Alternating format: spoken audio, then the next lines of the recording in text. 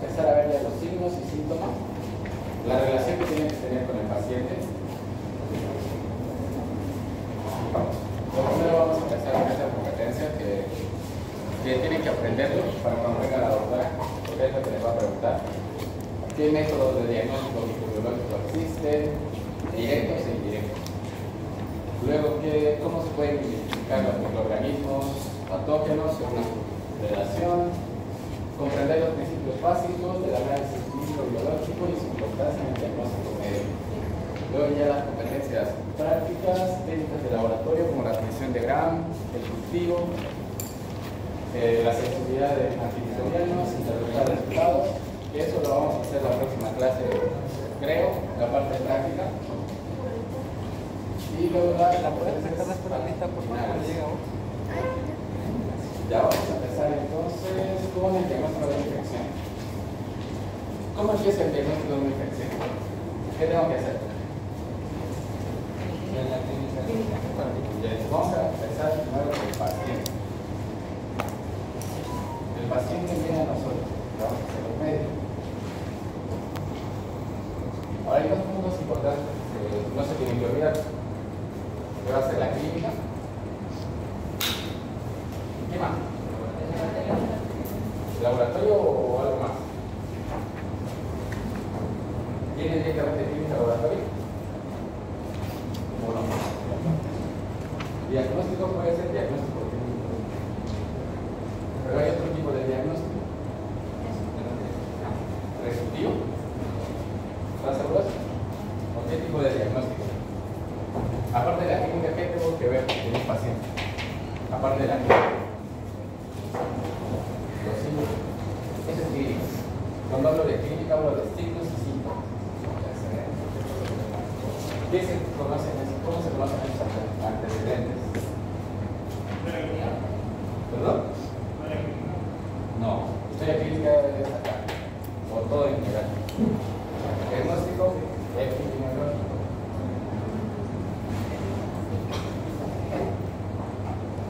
Ya, ahora, estos dos nos dan un diagnóstico resolutivo.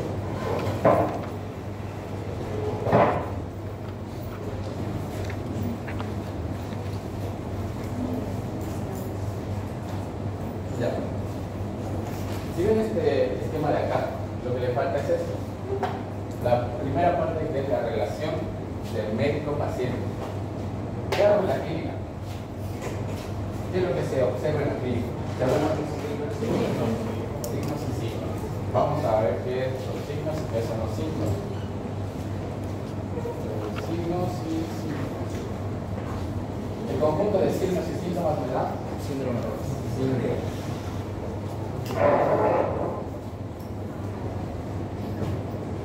¿Y qué se ve en el diagnóstico epidemiológico?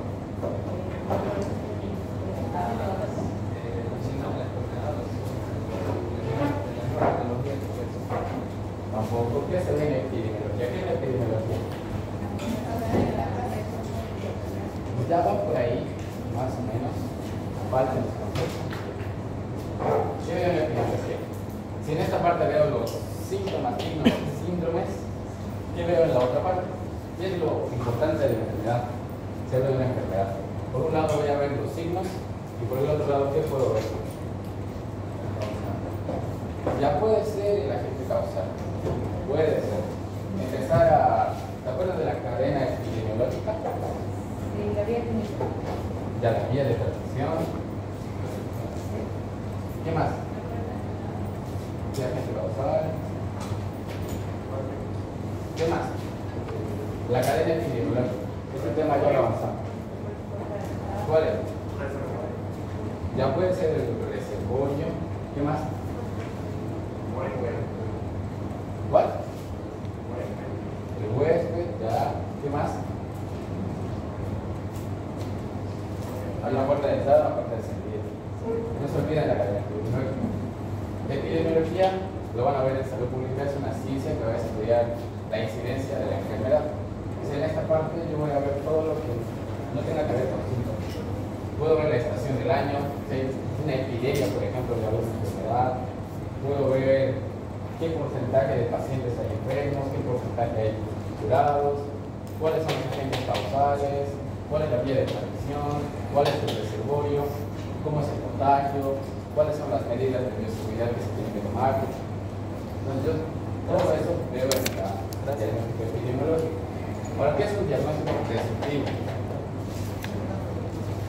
¿Qué tiene por diagnóstico presuntivo?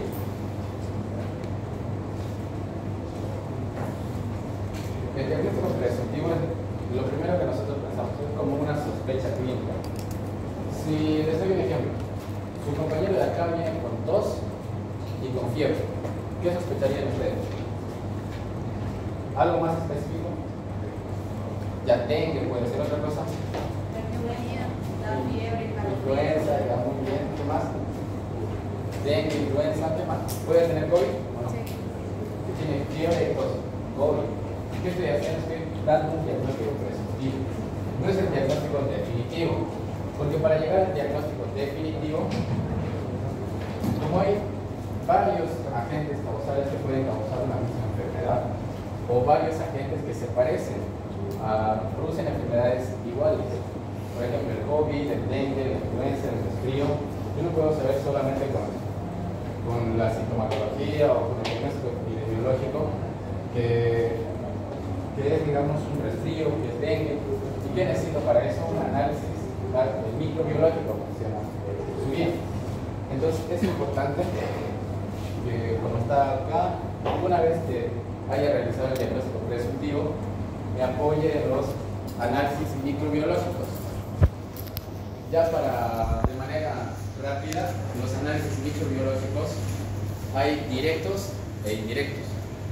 Los directos, análisis bacteriológico, biología molecular, espectrometría de masa, detección de antígenos, y ya los indirectos van a ser la prueba serológica, la prueba de función inmunológica. Ahora, lo importante de este cuadro y de este esquema que resalten va a ser la comunicación que hay entre el médico y el laboratorio o el microbiólogo a la hora de la toma de muestra, ya que va a depender mucho nuestro diagnóstico de una buena toma de muestra o de una buena muestra. Por eso hay una actividad en su guía donde les pone varios ejemplos de infecciones y qué tipo de muestra tienen que pedir. Porque no va a ser lo mismo, a ver, en una tuberculosis, ¿qué se pide? ¿Qué tipo de muestra es en una tuberculosis? Escucha. ¿Y qué examen se pide? Vaciloscopía. Si yo les digo que en el esputo está lleno de sangre, ¿está bien tomado o está mal tomado? ¿Está mal o está bien? El esputo es una secreción que va desde adentro. Entonces les pregunto, si llega al laboratorio un frasco con esputo y ustedes lo ven a simple vista y tiene sangre, ¿está bien tomado o está mal tomado? O si veo un esputo que es muy líquido, parece saliva, está mal tomado. Entonces ese examen no me va a servir. Si se acuerdan, en la otra clase hemos hablado de la microbiota. Si me llega solo saliva, ¿voy a encontrar bacterias o no voy a encontrar bacterias? Voy a encontrar bacterias porque es microbiota de la boca. Es lo que la doctora les decía al final, de que a la hora de tomar la muestra hay que tener mucho cuidado y hay que acordarse de la microbiota. Si yo estoy, digamos, no tan lejos de la boca, de la faringe, una secreción faringe, puedo encontrar algunos microorganismos que son microbiota. Yo no voy a sospechar que es una enfermedad, digamos, un clostridium que es intestinal. Por casualidad que esté en la faringe, ¿qué van a hacer ustedes si ven un clostridium, un estafilococo? O sea, no se van a asustar porque saben que es microbiota. Entonces, luego ya del diagnóstico final que menciona ahí, lo importante es el análisis microbiológico, la clínica del paciente y la epidemiología de la infección. Acuérdense de esos tres: clínica, análisis microbiológico y epidemiología de la infección. Entonces, ya más específico, el diagnóstico de las enfermedades infecciosas es a través de los signos y síntomas. Luego, ¿qué presenta el paciente? Los datos epidemiológicos que conducen a la formación de un diagnóstico presuntivo. Que el diagnóstico presuntivo es la sospecha clínica. No estoy confirmando el diagnóstico. ¿Cómo confirma el diagnóstico? Con el análisis microbiológico. ¿Qué va a ser el análisis microbiológico? Me va a mostrar el agente causal. ¿Han avanzado ya bacterias o todavía no? Estafilococo creo que va a ser, ¿no? El estafilococo produce el impétigo. ¿Qué es impétigo? ¿Se acuerdan? No es el que le da a los niños. Ya en los niños, ¿pero qué es? Una Secreción. Sí, entra como si fuera herpes, pero en vez de líquido es. Ya, entonces yo, si le digo, viene el paciente con impétigo, le voy a decir, ¿tiene una secreción? ¿O no? Si viene el paciente ahorita está en mi frente y me dice, ¿qué tengo? Le voy a decir, ¿tiene una secreción? No, ¿verdad? Entonces, ¿qué sería impétigo? De manera general hablando, empecemos de lo básico. Ya está mejor, es una infección, una infección de la piel. ¿Y qué produce esa infección de la piel? Como dijo su compañero, puede ser secreción, pero principalmente ampollas. Ampollas, vesículas que se forman a través del borde del labio, es predominante en los niños. Pero, ¿por qué les he dado este ejemplo del impétigo? ¿Pueden cerrar la puerta? El último, por favor. ¿Por qué les he dado el ejemplo del impétigo? El Staphylococcus aureus es el único que produce impétigo. ¿O cuál más puede producir impétigo? ¿No vas a lo que era el Streptococcus? Solo el Staphylococcus. Ya. Para que sepan, el impétigo o piodermitis, que se conoce igual, lo produce tanto el estafilococo como el estreptococo. Si hablamos específicamente de estafilococo áureo, estreptococo piodermitis. Ahora, ¿por qué producen la misma enfermedad del impétigo?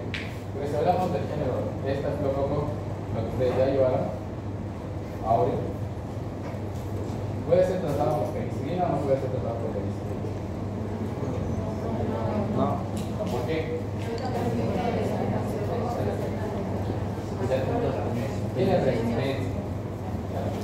Ahora, si hablamos de un estreptococo diógenes, este sí puede ser tratado con penicilina. Entonces, por eso es importante el análisis microbiológico para saber cuál es el agente causal, porque este análisis me va a guiar para que yo haga un buen tratamiento, un buen uso de antibióticos. Si han leído ese link que está en su guía, menciona cuál es la causa de por qué hay falla en los análisis microbiológicos. Porque te dice que hay en el tercer mundo hay poca gente preparada para realizar estos análisis, porque hay resistencia bacteriana por un mal uso de los análisis microbiológicos, porque el médico no espera tener un resultado para dar antibióticos. Lo que la bibliografía dice, que una vez realizado el análisis, ya con los resultados, yo tengo que tomar un diagnóstico o una decisión de qué antibióticos usar. Entonces, esa es la importancia del análisis. Yo con el análisis sé qué bacteria es, o si es virus, si es hongo, entonces ya puedo decidir correctamente qué antibiótico usar sin causar resistencia bacteriana, que es lo preocupante hoy en día, porque hay varias bacterias que están adquiriendo resistencia bacteriana. Y resistencia bacteriana es, yo doy antibiótico, no sirve. ¿Qué hago? Si no sirve un antibiótico con una bacteria. O sea, se daña uno mismo porque la microbiota disminuye. Correcto, digamos. Va a haber una disbiosis. Sigo dando antibiótico, en vez de mejorar al paciente, lo voy a perjudicar. Voy a seguir bajando el sistema inmunológico, voy a seguir causando infecciones oportunistas. Entonces, esa es la importancia que tienen que conocer de por qué es importante el análisis microbiológico. Ahora acá, para que se acuerden, lo principal, si hay la presencia de algún signo, síntoma son señales de una lesión, enfermedad o dolencia. Nos van a indicar que el cuerpo no está bien. Luego ya es signo, manifestación objetiva de una enfermedad. Yo lo puedo ver. Como cuál, fiebre, mareo, taquicardia, sudoración, vómito. Acuérdense, el signo es lo que yo puedo ver.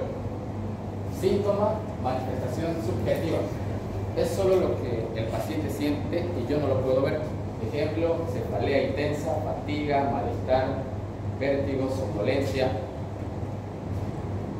Es la parte subjetiva.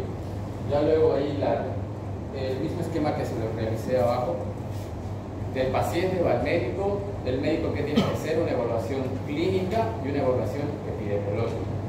Estos dos puntos nos dan un diagnóstico presuntivo, que es la sospecha clínica. A la sospecha clínica hay varias enfermedades que tienen la misma signo-sintomatología. Entonces, lo que tienen que hacer ustedes cuando se les ponga un caso clínico o ya estén en la clínica, digamos, en el hospital, ¿qué tienen que hacer? Relacionar. Lo primero que piensan, ¿qué microorganismos existen? Bacterias, virus, hongos. Bacterias, virus, hongos, parásitos. Esos 4 microorganismos pueden producir enfermedades. Entonces yo hago mi diagnóstico presuntivo. Primero empiezo, ¿es bacteria, es virus o es parásito? ¿Qué diferencia hay entre los tres, digamos? Simplemente por la signo y sintomatología. ¿Pueden diferenciar o no? ¿Se puede o no? ¿Sí? ¿Cómo diferenciar? Yo ahorita estoy con tos y con fiebre. ¿Cómo podría saber si yo tengo algún virus, parásito o bacteria? El parásito no da fiebre. Ya salón y se quería hablar de un problema gastrointestinal. Pero yo le estoy diciendo, tengo tos y tengo fiebre. ¿Usted me podría asegurar que yo no tengo parásitos? ¿Ustedes podrían asegurar que yo tengo bacterias? ¿O que tengo virus? ¿Sí o no? Sí, laboratorio. Ahorita yo me paro así como estoy ahorita y les digo, tengo tos y tengo fiebre. ¿Ustedes sospechan que tengo bacterias, virus o parásitos? La neumonía se puede absorber por bacterias o a veces por amor. Ya, muy bien su respuesta. No se puede. Yo a simple vista no puedo decir, su compañero tiene parásito, tiene virus, tiene bacteria. No puedo. Necesito la ayuda de un análisis microbiológico.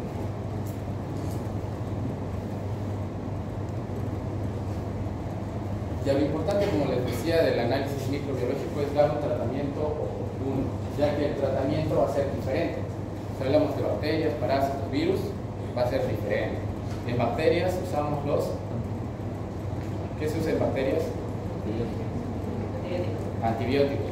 En virus se usa los antivirales. En parásitos, antiparasitarios. Ya si hablamos, ahí como dice, de la microbiología clínica, es la presencia de patógenos potenciales. Ayudarnos a diferenciar y a reconocer qué agente causal está causando la infección. Eso es lo importante.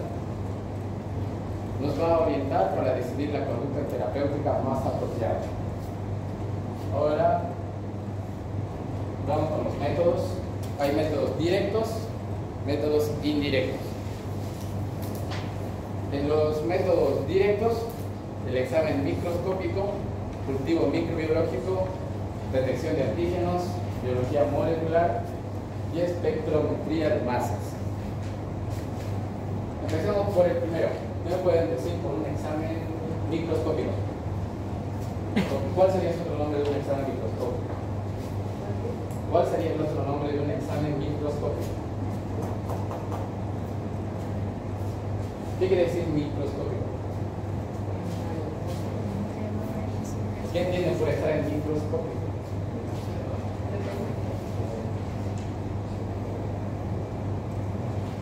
Ya, está bien, está por ahí, pero lo primero es examen microscópico. ¿Qué entienden por examen microscópico?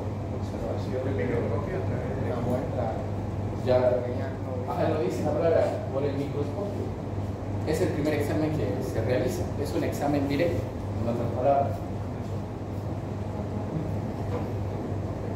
Es, palabras para que lo entiendan, el examen que se va a realizar entre un portaobjeto y un cubreobjeto. Ustedes tienen la muestra, les ha llegado la muestra, lo primero que hacen es examen directo. ¿Se pueden visualizar algunos microorganismos? Va a depender de qué división usemos.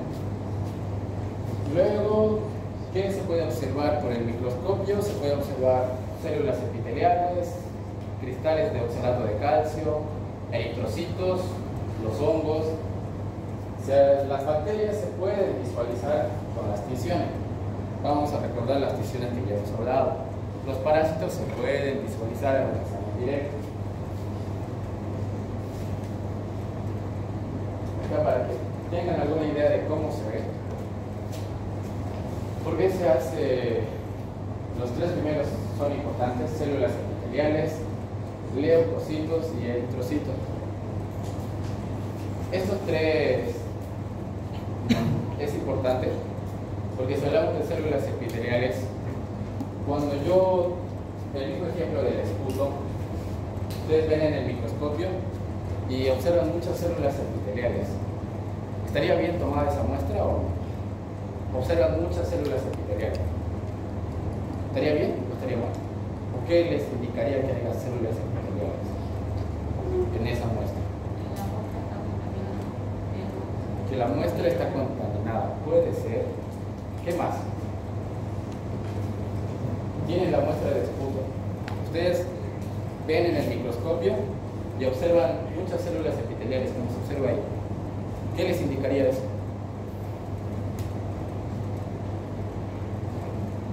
¿Qué es lo que piensan? Yo estoy observando muchas células epiteliales. Cuando hablen fuerte. O si no responden, yo voy a empezar a preguntar. Así que, ¿qué es lo que piensan si en esa muestra encuentro muchas células epiteliales? ¿Nadie es auxiliar de histología acá? ¿A alguien le gusta la histología? ¿De qué?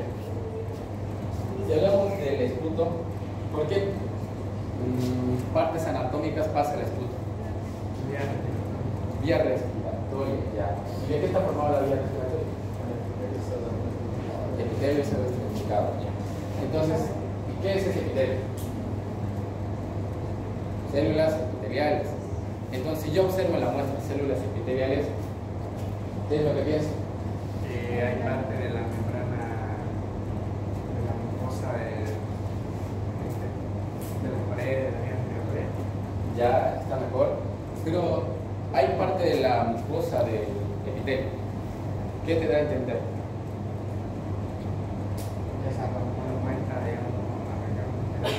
Ya puede ser eso. Hay varios métodos de tomar ese punto, pero la más clásica es la que el paciente va a forzar para poder escupir.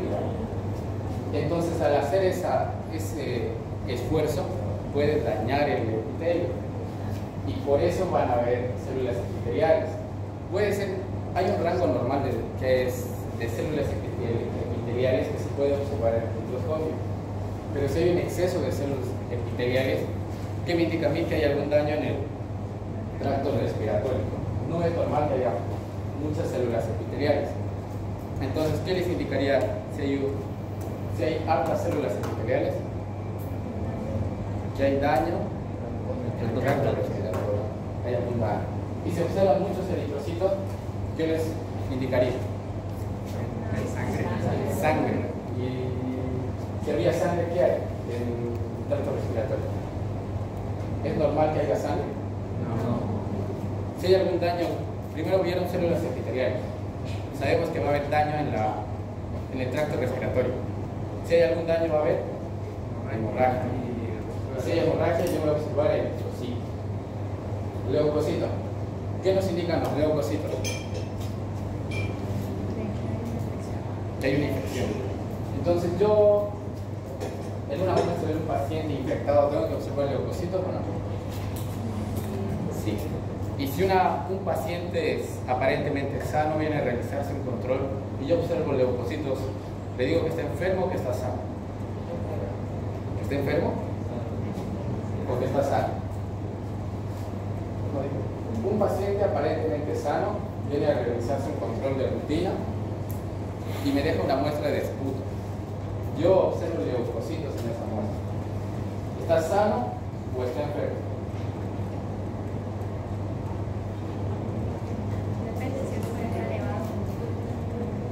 Si hay un número elevado, sí sería.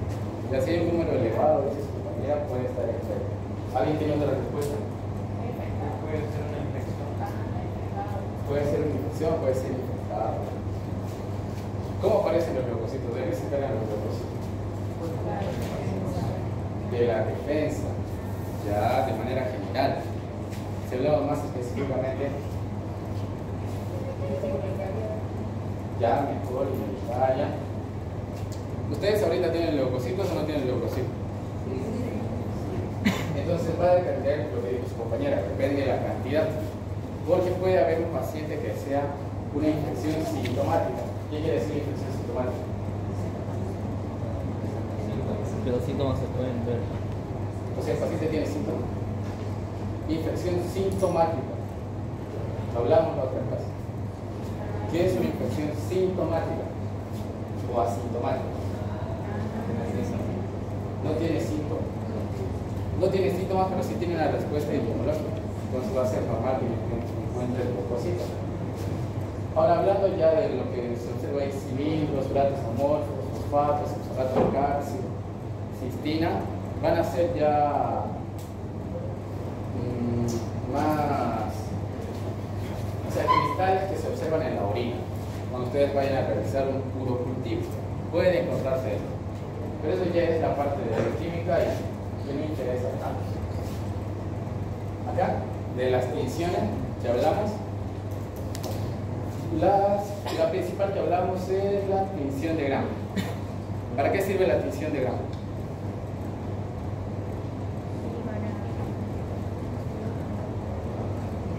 Para distinguir. ¿Para qué? Para distinguir. Para distinguir. Es una tinción que no se puede diferenciar a las bacterias. Ya está mejor ese concepto. Para diferenciar a las bacterias.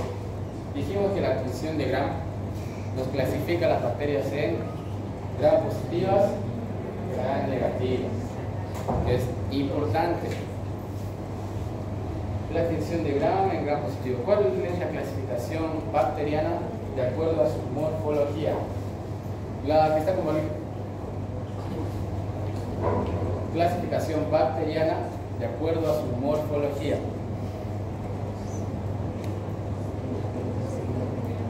Ya de su lado. Clasificación bacteriana de acuerdo a su morfología. ¿Ya? ¿Cuál más? Coco y bacilo. Muy bien. Entonces, ¿para qué se tiñe, digamos, la muestra? Para que me ayude a clasificar a las bacterias en Gram positivos o en Gram negativos. Ya la morfología que pueden observar, cocos, bacilos o espirilos. Creo que en la siguiente clase vamos a realizar con la doctora y van a poder observar en el microscopio. Y la doctora lo que hace es, les pregunta qué observan. Ustedes no se pueden quedar callados, tienen que decir coco, Gram negativo. ¿Cómo se observa el coco Gram positivo? Violeta. Van a observar un color violeta, azul, violeta. Y en los Gram negativos, rojo, rosado. Otra tinción que se realiza es la tinción de Ziehl-Neelsen.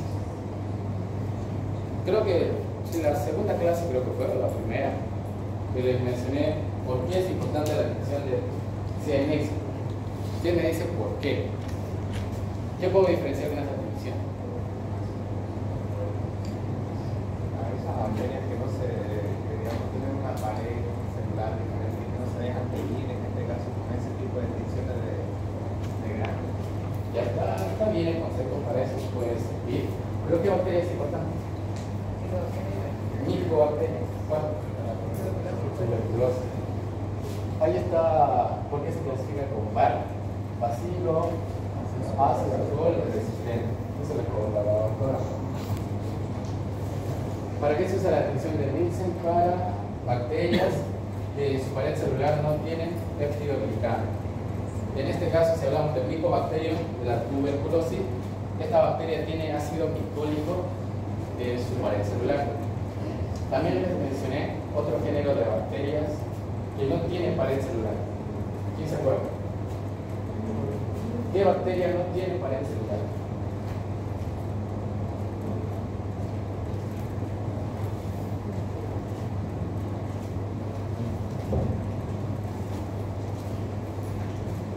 ¿Se acuerdan?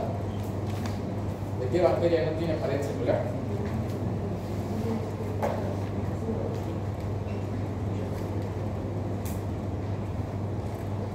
Y a ver si se acuerdan para el final de la clase. ¿Qué bacteria no tiene pared celular? Y ahí luego hay la aplicación de ¿para qué sirve el examen directo? Identificar preliminar y evaluación de la respuesta inflamatoria, ya que lo mismo se puede observar células epiteliales, se puede observar eritrocitos, nos van a indicar una identificación preliminar. Luego, ¿qué sería importante de este examen directo? Más o menos, solo sería eso. Que se acuerden que en el examen directo se puede observar parásitos y bacterias. Las bacterias, tiñéndola con tinciones, la tinción de Gram y la tinción de Nielsen. ¿Virus puedo observar en un examen directo? Son muy pequeños. Algunos microscopios sí se pueden observar virus. ¿Hongos se puede observar o no? Hongos también se puede observar en el examen directo.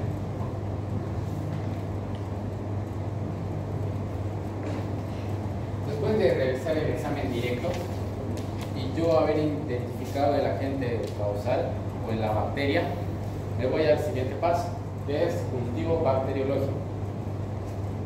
¿Qué es un cultivo? ¿Qué entienden por cultivo?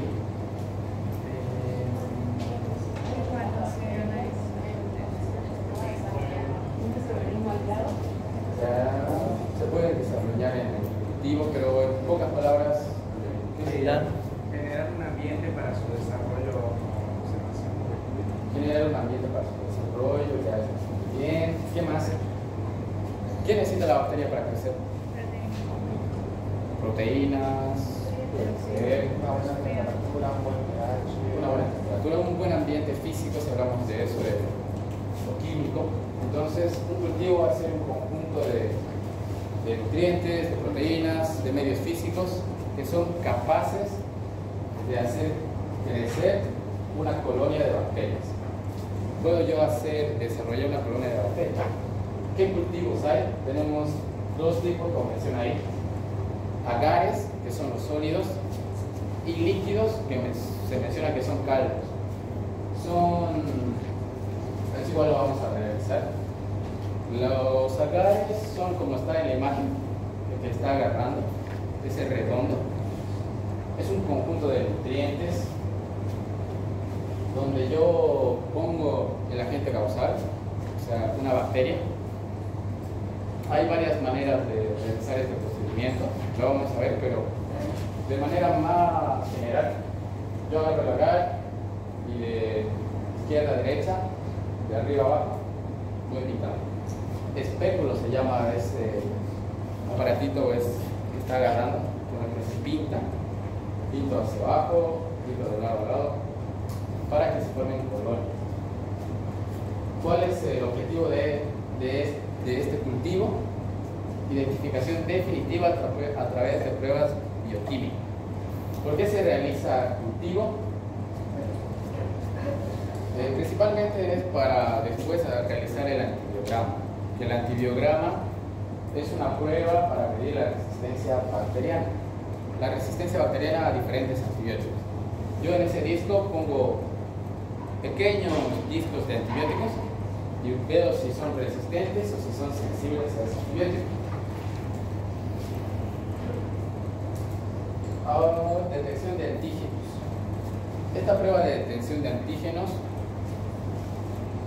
como dice, identificación de componentes antigénicos del microorganismo. Entonces, cuando el microorganismo ingresa a nuestro cuerpo, cuando estamos actualmente con una enfermedad, puede ir dejando rasgos de proteínas, de moléculas, incluso de ADN, y esta detección de antígenos va a detectar estas pequeñas moléculas, pueden ser proteínas, como dije, y nos va a ayudar a clasificar o dar un diagnóstico más certero. Lo importante de esta prueba, de estas pruebas que son inmunofluorescencia directa, ELISA, es que se utilizan cuando el paciente está actualmente con la enfermedad. No se puede utilizar cuando haya pasado ya la enfermedad. ¿Por qué? Porque cuando el virus está activo en el cuerpo, o la bacteria en este caso está activa en el cuerpo, va a ir soltando moléculas, estas proteínas, antígenos, y estas pruebas son las que detectan esas pequeñas moléculas. Entonces, detección de antígenos se utiliza cuando la enfermedad está activa en el cuerpo.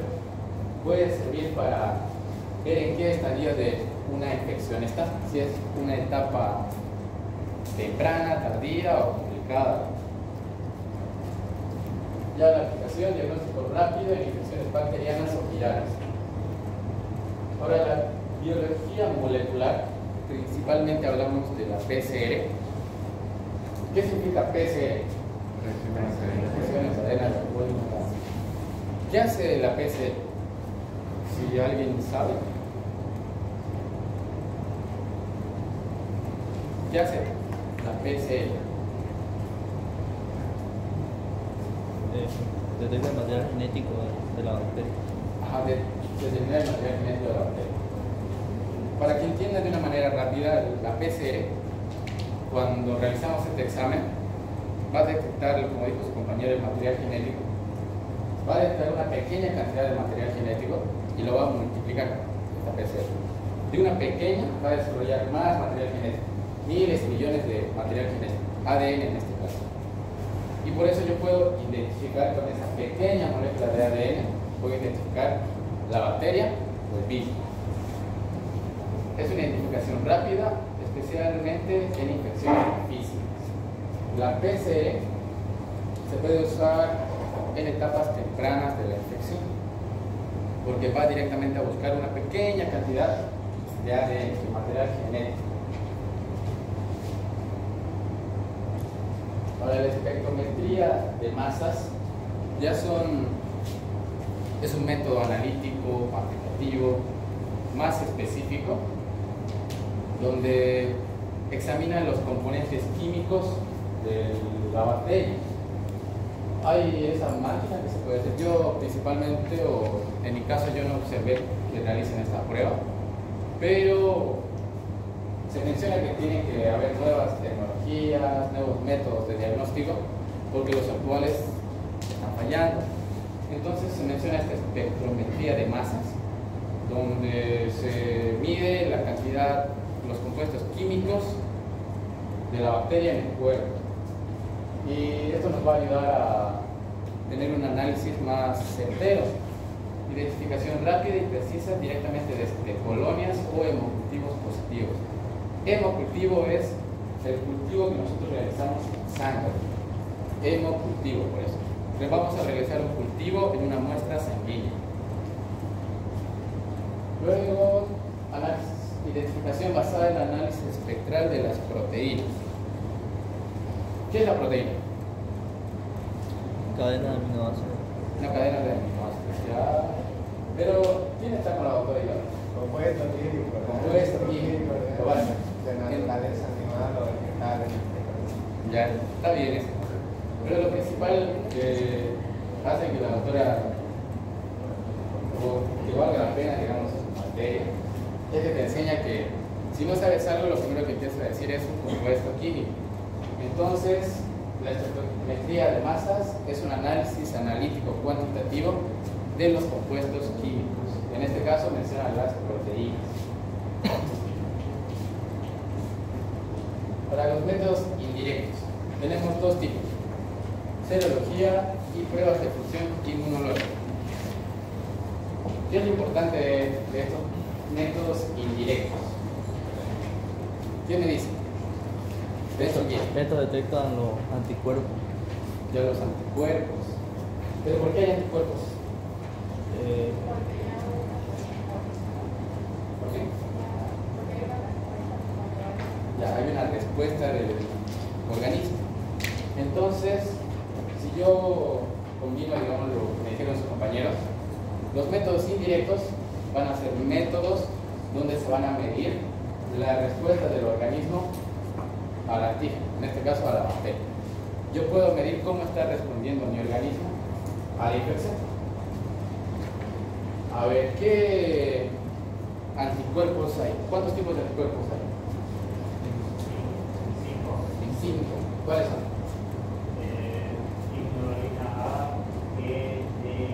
¿Cuál? La después. G, ya. Después. Ya. DM después. G. ¿Cuál es la más importante? O los más importantes. ¿Qué me dice la M? Es el primer anticuerpo que aparece. Para que entiendan desde ahorita, porque cuando llegue el virus lo van a ver. La primera que aparece es la E, que nos indicaría infección aguda. ¿Cuál es la que indica cronicidad? Es la última y la más importante. ¿Por qué? Porque otorga inmunidad de por vida a algunos virus. ¿Cuál más sería importante? A, E o D. E. ¿Por qué? E. ¿Qué más? ¿Qué nos indica la A? ¿Qué nos indica la T?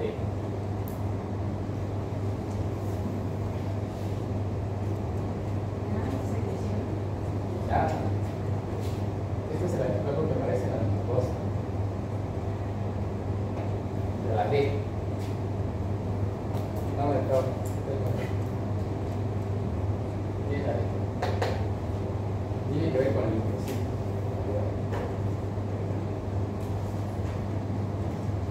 ¿Cuántos linfocitos serán? ¿Qué tipos son los linfocitos B? Este de anticuerpo es el receptor de linfocitos E.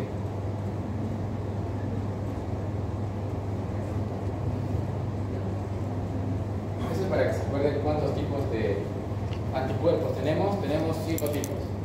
A, que es E, M y D. Los más importantes, tienen que conocerlos: anticuerpos M y anticuerpos G.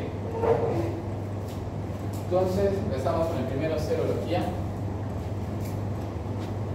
Detección de anticuerpos específicos en suero. ¿Dónde está el suero? ¿Qué es el suero?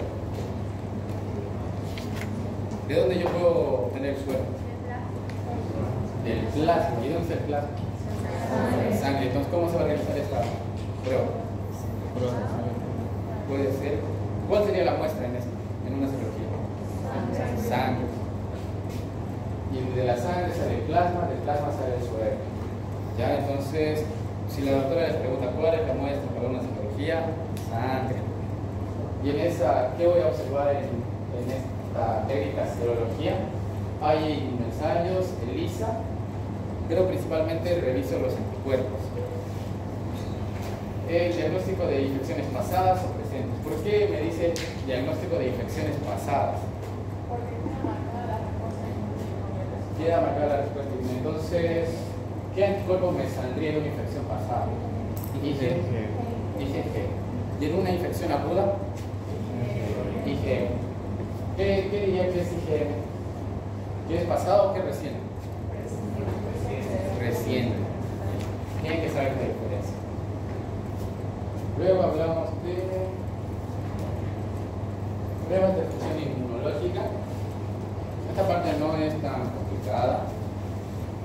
Es lo básico de que existen algunos métodos para medir la respuesta inmunológica de nuestro cuerpo. Hay la citometría de flujo y la prueba cutánea. Hay una prueba cutánea característica que es la CPD, la tuberculina. Es para la tuberculosis, para ver si nosotros tenemos tuberculosis o no. El diagnóstico es directo basado en la actividad identitaria. Luego la evaluación de la respuesta inmune del paciente.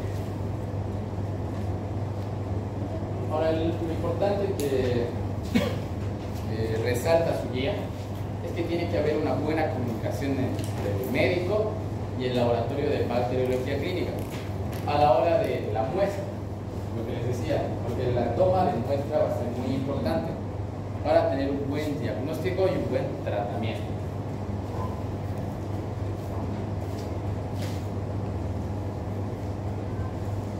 Entonces, en el diagnóstico biológico específico, vamos a ver que va a depender del médico y del laboratorio. Ya cuando tenemos un diagnóstico presuntivo, depende más que todo del laboratorio. El médico va a hacer selecciona la prueba diagnóstica, sugiere la sospecha etiológica al laboratorio. Si yo realicé un diagnóstico presuntivo, obviamente me estoy pensando en posibles agentes causales. Entonces, esto todavía no lo hacen, pero ya cuando estén en cuarto o quinto año, cuando ustedes vayan al hospital, a la clínica, van a estar en contacto con el paciente y el doctor les va a decir, haga la historia clínica. Y ustedes tienen que realizar la historia clínica. Lo importante de la historia clínica es la anamnesis, si hablamos de epidemiología. Ustedes van a preguntar todos los datos importantes o que creen que es importante. Cuándo le empezó la tos, o si están tosiendo, qué síntomas tienen, qué signos tienen. Ustedes tienen que ir razonando en su cabeza. Si tiene tos y tiene fiebre, ¿qué puedo pensar? Lo primero, ¿qué pienso? Paciente de 18 años, tiene tos y fiebre.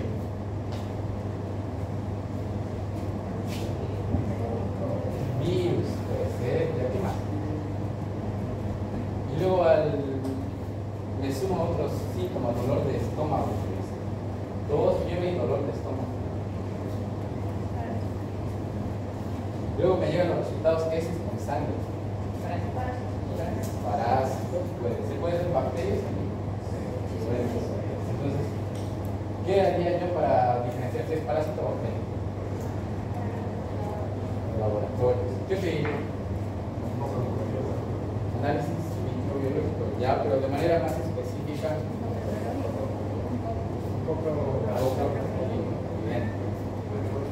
Entonces, si te digo heces con sangre, ¿qué tengo que hacer? Mandar a analizar esas heces. Esa sería mi muestra, entonces yo voy y realizo un coproductivo. ¿Ustedes lo realizan? No. Lo realiza el bioquímico. A ustedes directamente les va a llegar el informe de qué es los resultados. Y mayormente el informe es donde les va a decir tal bacteria positiva. Si hablamos de una infección gastrointestinal, puede ser si es con sangre, una Shigella disentería positivo. Opciones, te va a dar tratamiento directamente, resistentes y sensibles. ¿Qué quiere decir resistente? Que esos antibióticos no sirven, no puedo dar esos antibióticos. Sensible, estos antibióticos me sirven de mucho, yo puedo tratar con esos antibióticos. Y ya ustedes con ese informe pueden tomar una decisión diagnóstica. Bueno, no una decisión en el tratamiento, pero ya ustedes ven cuánto tiempo, qué antibiótico, qué presentación. Entonces por eso se resalta la buena comunicación entre el médico y el microbiólogo, uno en el laboratorio. Todo por el beneficio del paciente. Ahora hemos hablado de análisis microbiológico, pero ahora vamos a hablar de los pasos para un análisis bacteriológico. No se confundan con eso. La siguiente clase es lo que vamos a realizar. Van a hacer cultivos, van a hacer mediciones. Bueno, van a ver cómo la doctora hace, porque nosotros como médicos no realizamos. Solo vemos el informe directamente, pero para que conozca la doctora lo realiza. Tenemos que todo va a comenzar con el paciente llegando al médico, dándole la clínica, que serían los signos, síntomas y síndromes. Luego pasa a la muestra biológica. de la muestra, el primer paso es examen directo. Si se pueden, anótense los pasos, lo que está en su guía, para que no se olviden en la siguiente clase. Les voy a preguntar cuáles son los 6 pasos de análisis bacteriológico. Todos me tienen que responder. El primero, examen directo. ¿Qué dijimos que es examen directo?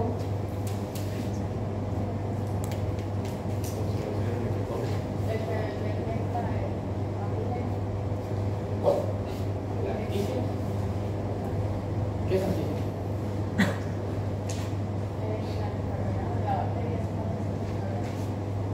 Está bien, no confunda los términos. Detecta el microorganismo, no a la lista. ¿Dónde está la lista? ¿Me pasa?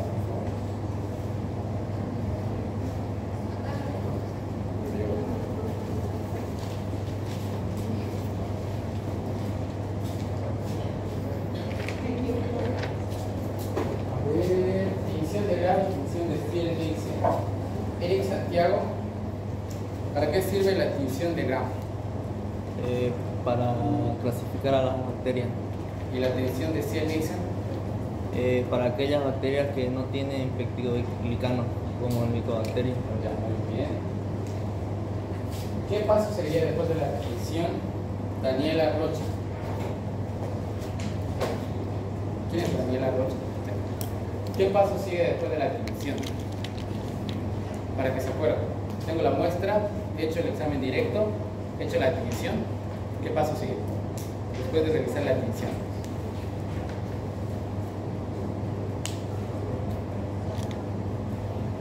Ya diferencié, pero ya he identificado la bacteria, ya sé qué bacteria es. Tú así.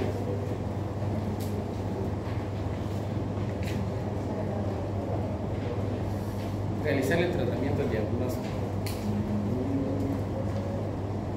A ver, Giselle. ¿Estaba bien lo que dijo su compañera? ¿Qué paso sigue después de tinción de Gram y tinción de Stieltjes?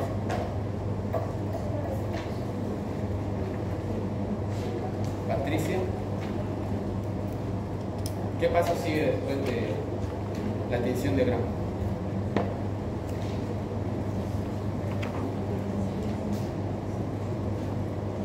Misael. Cultivo. No se olvide. Cultivo. A ver. Adriana. ¿Cuántos tipos de cultivo hay?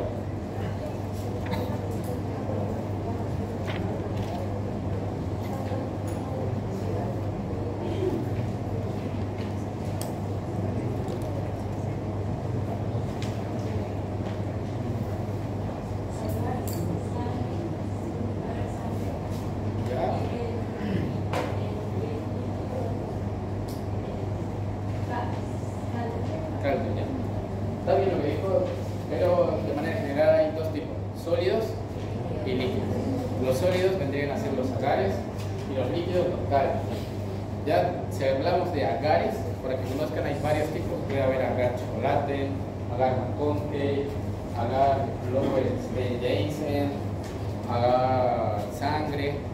Hay varios tipos de agares, pero solo va a cambiar, como ven en la imagen, solo cambia el contenido, porque hay bacterias que no de todas las bacterias va a ser el mismo ambiente, no todas las bacterias necesitan los mismos nutrientes, entonces por eso hay distintos tipos de agares sólidos.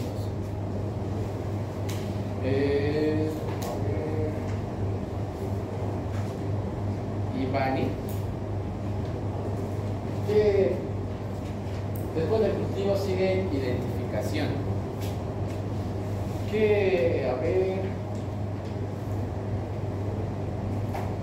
¿cómo puede identificar una bacteria? Si se ha realizado el cultivo, se ha observado el cultivo para poder determinar cuál es la bacteria que está causando, ya poder escribir con el antigrama, saber a qué medicamento está presentando resistencia y puede dar un diagnóstico y un tratamiento evolutivo al paciente. Buenos días, doctora.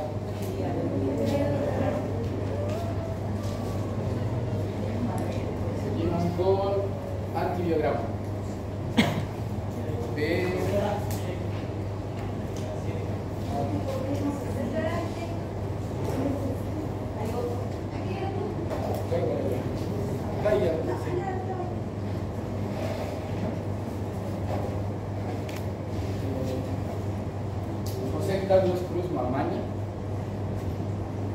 ¿Sí? ¿Qué es antibiograma? Explicamos esa de manera general.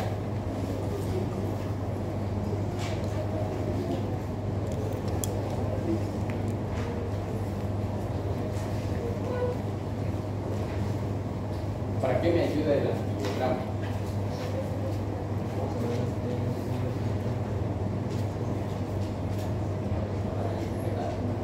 ¿Para qué?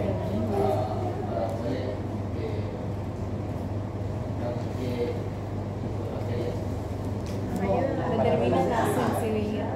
El antibiograma es eso que ustedes están viendo ahí, esa figura. ¿Qué es esa figura? Lo que está ahí, esa película que se ve medio amarilla, ¿lo ven? Eso es la bacteria, el crecimiento de la bacteria. Esos blanquitos que ustedes ven son discos de antibióticos, diferentes antibióticos, y se incuba en la estufa, se lo dejan. Al día siguiente aparece así. Ese halo oscuro que ven alrededor de cada disco, eso quiere decir que la bacteria no ha crecido alrededor de ese disco. Y donde ha crecido, como por ejemplo a las 5, ¿no? A las 5 es un disco que ha crecido alrededor. O sea, es una bacteria que ha crecido alrededor de ese disco. ¿Lo ven? No sé cómo puedo. ¿Viene ahí, no?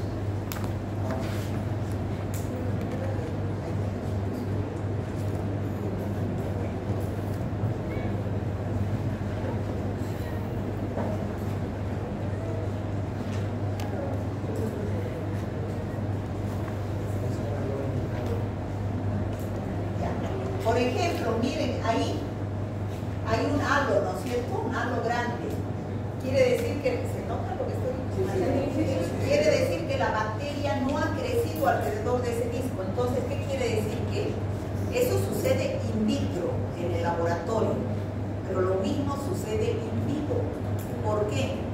Porque es la bacteria del paciente. El paciente ha traído su muestra, su bacteria que le está produciendo la infección. Pues lo mismo sucede.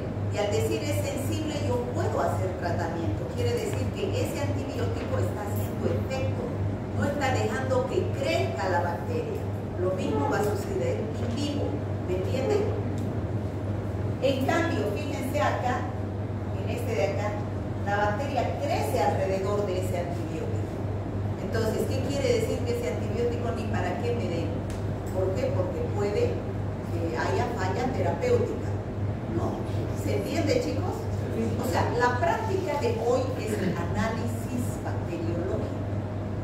Esto es una parte teórica que les estamos dando porque la próxima semana entramos ya a hacer cada uno de estos pasos, que son el examen directo, las tinciones, tinción de Gram y Ciel-Nielsen, la siembra y el antibiograma.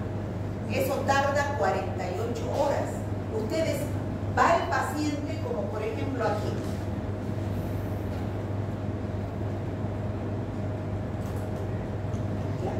Va el paciente a su consultorio con alguna afección, como vemos ahí. Digamos, está tosiendo, tiene fiebre, tiene expectoración. Ustedes sospechan de una neumonía. O es un paciente también que puede estar con dolor al orinar, orina cada rato, poquito. Eso es clínica de una infección urinaria. Bueno, ustedes le dicen, ¿será una infección? ¿Será una neumonía? ¿Será una infección urinaria? Están con la duda. Entonces, ¿qué tienen que hacer? Solicitar un análisis bacteriológico para estar seguros. Entonces, le dicen, para mejores resultados deben entrar en contacto con el microbiólogo para que el microbiólogo o el bioquímico le diga, es tal bacteria, sí es una neumonía, producida por tal bacteria y puedes hacer tratamiento con los siguientes antibióticos y no debes usar tales antibióticos.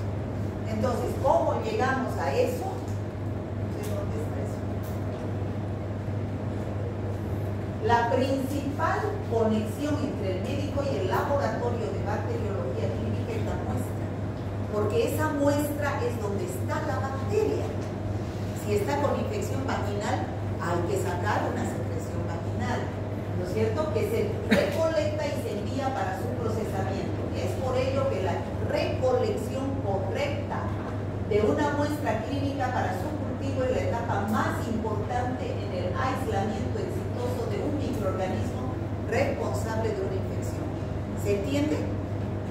Entonces, ustedes, doctores, tienen que pedir al laboratorio, aquí está, creo, todos los pasos, en la página 17.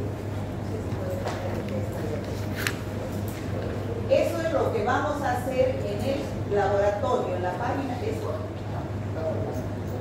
Ya, a ver, vamos. Examen directo.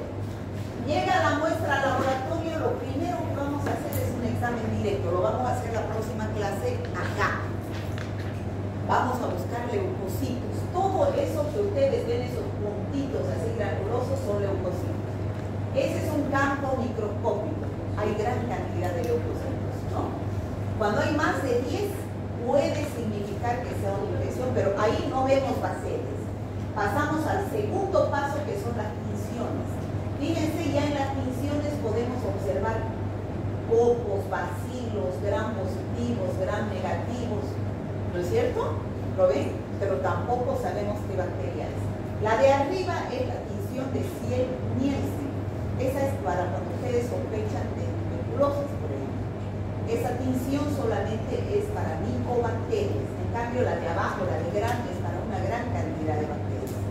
Seguimos. No sabemos el nombre de la bacteria. Seguimos. Tenemos que cultivar y para eso necesitamos medios de cultivo. Sembramos la muestra del paciente, sea orina, esputo, en estos medios, y lo incubamos 24 horas a 37 grados en la estufa. Entonces, después va a crecer la bacteria en forma de colonias, como están viendo ustedes así, ¿no? Hay diferentes formas de colonias, pero y después hacemos la identificación de esa bacteria mediante otras pruebas bioquímicas. Y después recién realizamos el antibiograma. Una vez sabiendo qué bacteria es, por ejemplo, si doctor, en la orina tiene un Escherichia coli, entonces el antibiograma dice qué antibiótico puedo usar. Sensible es el que puedo usar, porque la bacteria, el antibiótico está inhibiendo, se forma un halo grande. Halo se llama ese oscuro que hay alrededor del antibiótico. Y usted no puede, halo con H, y usted no puede usar tales antibióticos. Entonces, después de 48 horas se va el informe donde ustedes realizan un tratamiento científico en base a la bacteria que tiene el paciente. ¿Se entiende, chicos? ¿Y qué se hará tratamiento empírico? ¿Quién me puede decir qué es tratamiento empírico? Exactamente, es dar tratamiento al paciente a ciegas. No tanto a ciegas, sino en lo que dicen los libros.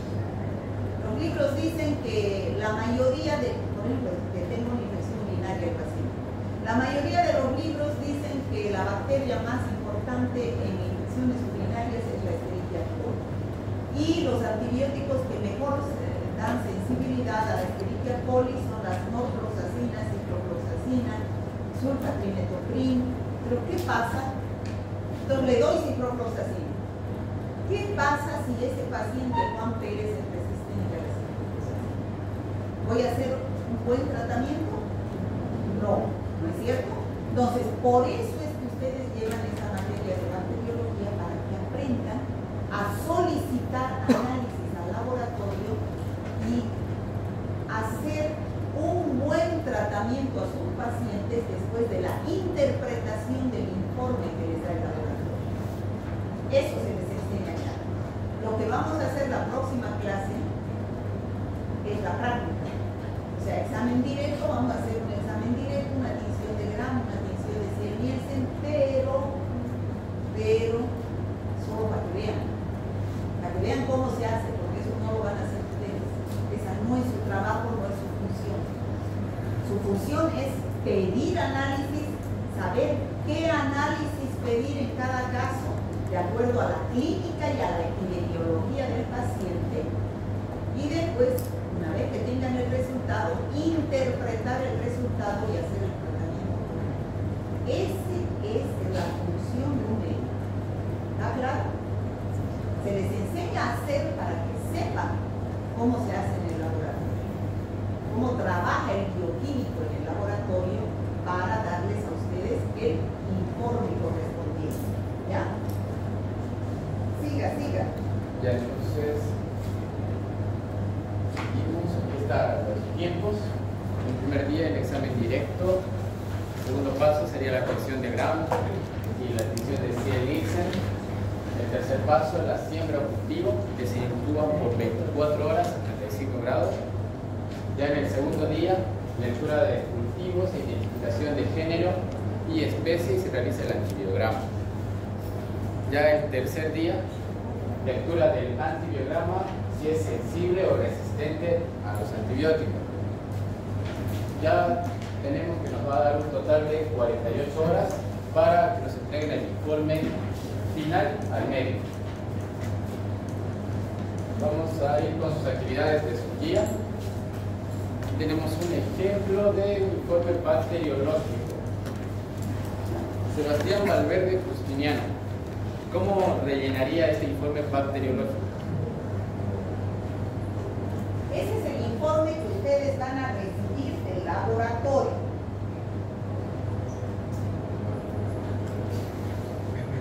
A ver, desde acá, ¿usted puede rellenar el informe? La muestra depende de la afección con la que viene el paciente. ¿Ya? ¿Cómo rellenó su guía? ¿Cuál es el rellenado? No pedimos nada. Aquí está el ejemplo de, por ejemplo, una muestra de esputo, examen solicitado, cultivo de esputo, el examen directo, ya sea hay leucocitos, hay células epiteliales o eritrocitos. Ya en la adquisición de gram se observan pocos gram positivos, en la adquisición de 100 Nielsen no se observa par. Cultivo bacteriológico, germen aislado, estreptococcus, pneumoniae. Y ahí, como pueden ver, se les pone el antibiograma, a qué bacteria, a qué antibiótico es sensible, a qué antibiótico es resistente o a qué antibiótico tiene una resistencia intermedia.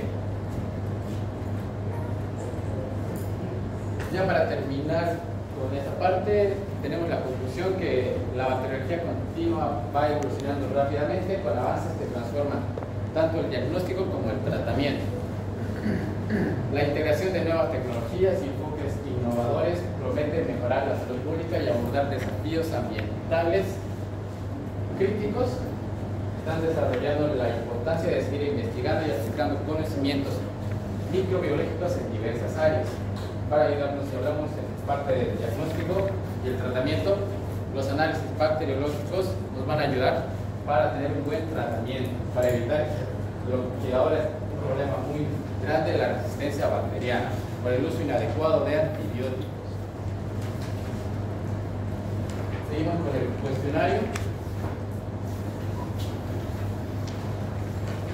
Isi Yasmín Arancibia. La pregunta 1, en el laboratorio de microbiología se identifican Parásitos, hongos, bacterias, virus. Nicole limpias. La pregunta 2, nombre y género de los microorganismos que usted conoce en nuestro medio. Bacterias. Bacterias, el Clostridium, Ya, el virus, el SARS-CoV-2. ya. Parásitos, Taenia solus y el hongo Candida albicans.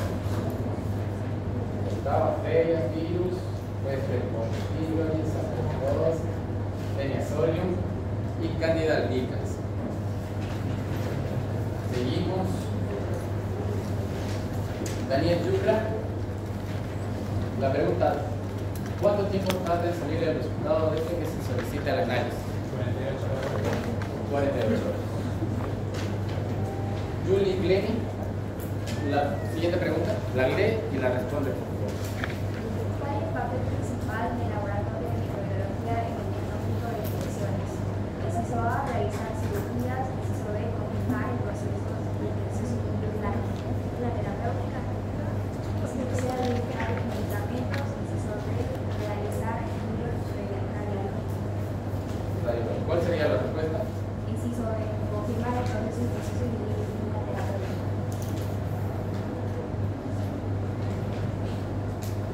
Lucas Anderson.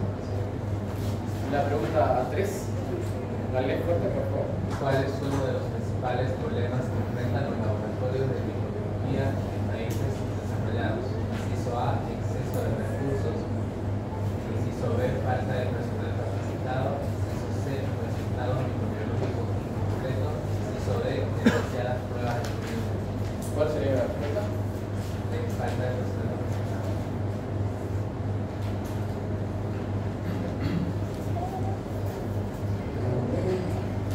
Eric Santiago. La pregunta 3. La pregunta 6. ¿Qué microorganismos se mencionan como problemáticos en el contexto de la resistencia a los antimicrobianos? Inciso A, Streptococcus nominae, Neisseria meningitidis. Yo le puse esa, la A. La A. Sí. Streptococcus pneumoniae y Neisseria meningitidis. Eso está en el link que está en su guía.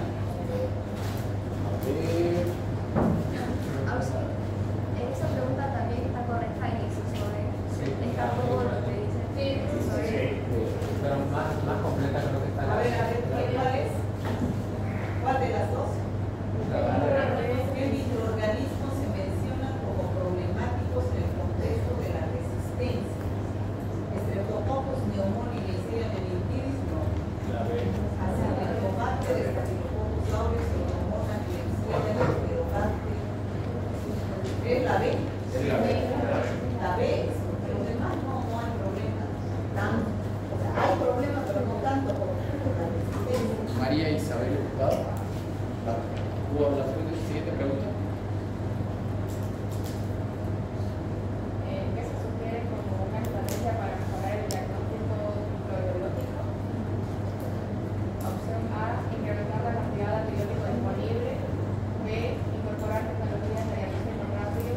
C, reducir la comunicación entre médicos y microbiólogos. D, aumentar la duración del tratamiento antimicrobiano. ¿Cuál sería la pregunta? ¿La respuesta? La B, incorporar tecnologías de diagnóstico rápido.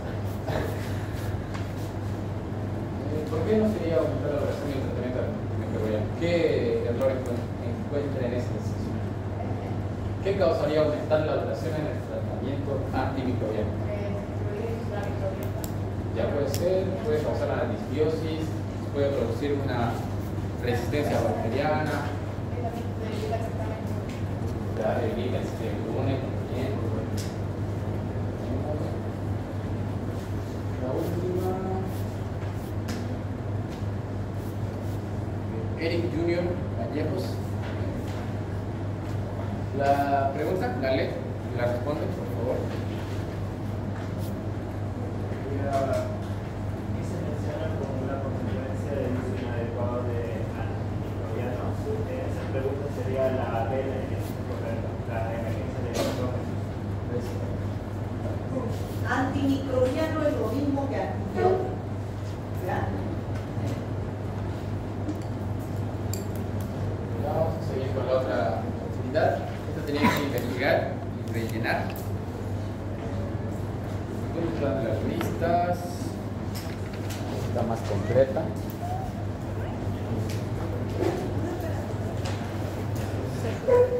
Andy Lucas me dice los signos y síntomas de una infección gastrointestinal. Todo el cuadro me lo rellena. Me dice signos, muestra y qué laboratorio se solicita en una infección gastrointestinal. Sí, me quiero más bien sería de rueda, náusea, vómitos, pérdida del apetito, muestra personal sería muestra de S y análisis a consultar sería el cognitivo. En una infección de piel, me va a decir Erika Rosemary. Ayer he avanzado varias infecciones de piel.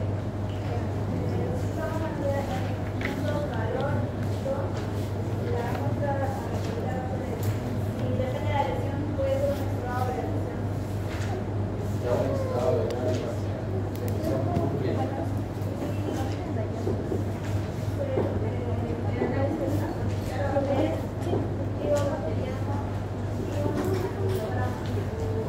Ya está más completo el dispositivo y luego el antigrama.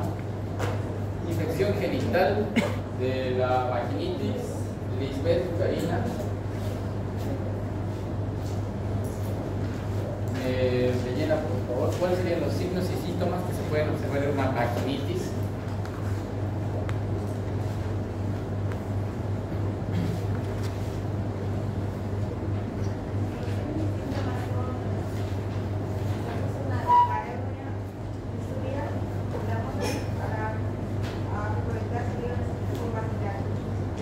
El análisis solicitado.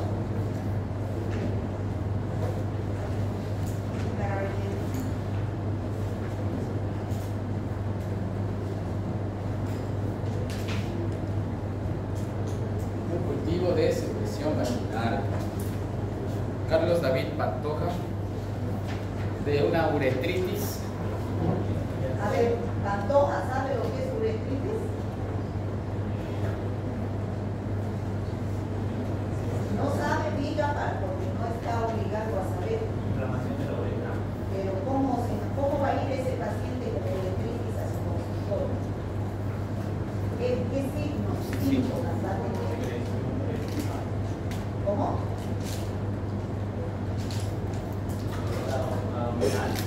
Ya, dolor abdominal, se llama disuria. ¿Ya? Después, lo más importante,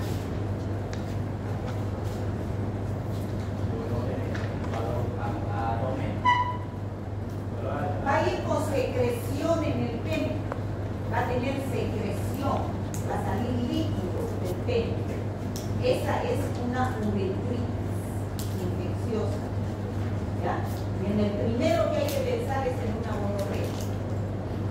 Eso es uretritis.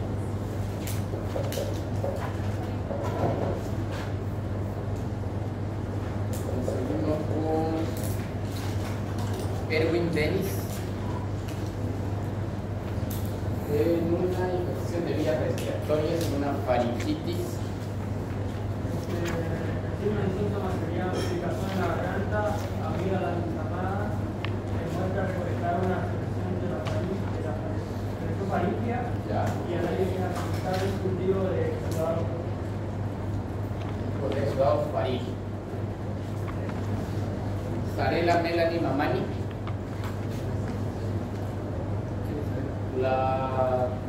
Con neumonía.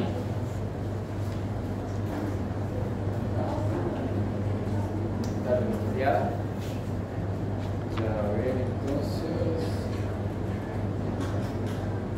José Carlos Cruz Mamani. ¿Puede ayudarle a su compañera? Con una neumonía. ¿Qué síntomas y signos se encuentran en una neumonía? Etapa la signo sería una para respirar, tos, fiebre, la muestra para detectar esputo, Ya. y análisis para detectar Cultivo de esputo en el análisis. Daniela Rocha. Una tuberculosis pulmonar.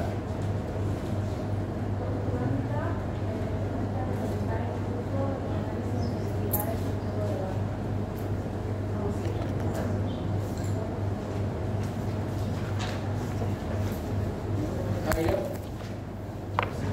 Una infección del sistema nervioso central, una meningitis. Adrián. Signos y síntomas son fiebre, cefalea, rigidez del cuello.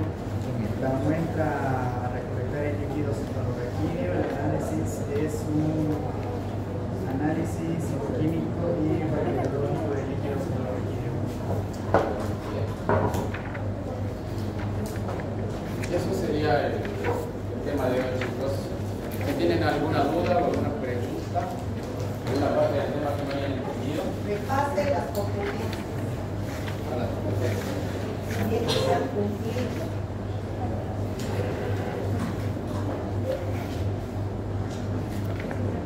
Estas son las competencias, lo que tiene que haber aprendido, haber comprendido los principios básicos del análisis microbiológico y O su sea, importancia. todo el mundo sabe para qué se hace el análisis bacteriológico. ¿A todo el mundo le queda claro? Sí. A ver, pregunte pues. Sí, Isi, Yasmín, ¿cuál es la importancia que tiene el análisis microbiológico o bacteriológico? Para determinar si el virus, hongo, bacteria, parásito, lo que tiene el paciente. Lo que le causa la enfermedad del paciente. En dos palabras. Entonces, ¿cuál sería la importancia del análisis? Detectar el agente causal. ¿Para qué? Para el diagnóstico. Eso, dar un diagnóstico específico para que el médico haga un tratamiento adecuado. Esa es la importancia que tiene que quedarle claro. Que no es lo mismo hacer tratamiento empírico que un tratamiento científico. Si ustedes piden un análisis, van a hacer un tratamiento adecuado. ¿Todo el mundo le queda claro eso? Sí. Ya seguimos con Analía Camacho. ¿Cuáles son los métodos de diagnóstico microbiológico? Ahora, ustedes saben que hay métodos directos e indirectos, ¿cierto? A todo el mundo le queda claro que es un método directo, directamente, y que es un método indirecto. ¿Me puede decir qué es un método directo? Es que el primero que se hace, el primero que se hace al paciente, o sea, cuando llega no es como el examen de microscopio, ¿verdad? El primero que se le puede dar al paciente para determinar qué tiene más o menos. Entonces, A ver, directo es directamente detecta el microorganismo. Y indirecto no detecta el microorganismo, sino los anticuerpos que produce la entrada del microorganismo, que es bastante extraño, al organismo humano. ¿Cuál será más rápido? ¿Cuál se detecta más temprano? Antes. ¿Cuál? ¿Los directos o los indirectos? Los directos, porque los indirectos tienen que pasar un tiempo a que el organismo forme anticuerpos. ¿Ya? ¿Cuál es el que nosotros vamos a hacer acá en el laboratorio? El cultivo microbiológico, el cultivo bacteriológico. Ese es un método directo donde vamos a ver las colonias. Pero ahora existen otros métodos, como ustedes han debido poder ver en su día. Existen otros métodos de biología molecular, mucho más sensibles y específicos, que en 6 horas ya tienen el nombre del microorganismo. Y detectan no solo bacterias, virus. Eso yo recién lo he puesto este año en la clínica. No estaba en la revelación. ¿Por qué? A raíz de que fue una estudiante a Colombia a hacer estos. Me llamó internado y me dijo, doctora, ya usan puro método automatizado. Entonces, pues aquí no se usa todavía en todos los laboratorios, solamente habrá 2 en Santa Cruz que usan microbiología automatizada. El Maltitón, el MAPRE, el MAPRE de Alerta, o sea, el Pilaray, ¿no? Entonces yo por eso lo puse para que ustedes sepan que también existen esas máquinas que en 6 horas dan el nombre del microorganismo. ¿Ya? Para que no digan, no me enseñaron nunca. Algún día lo podrán ver.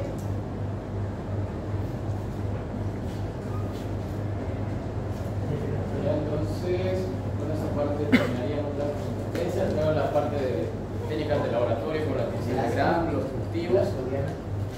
Lo vamos a realizar en la siguiente clase. Gómez. Y interpretar los resultados microbiológicos y establecer Gómez Pieri. preliminares. No se olviden que la importancia es para tener un buen Mendoza diagnóstico Lucas. y a la vez tener un buen tratamiento, tener un buen uso de antibióticos, ya que en el informe final dice qué antibióticos son resistentes y sensibles. Si es resistente, yo no debo usar esos antibióticos. Si es sensible, puedo usar esos antibióticos.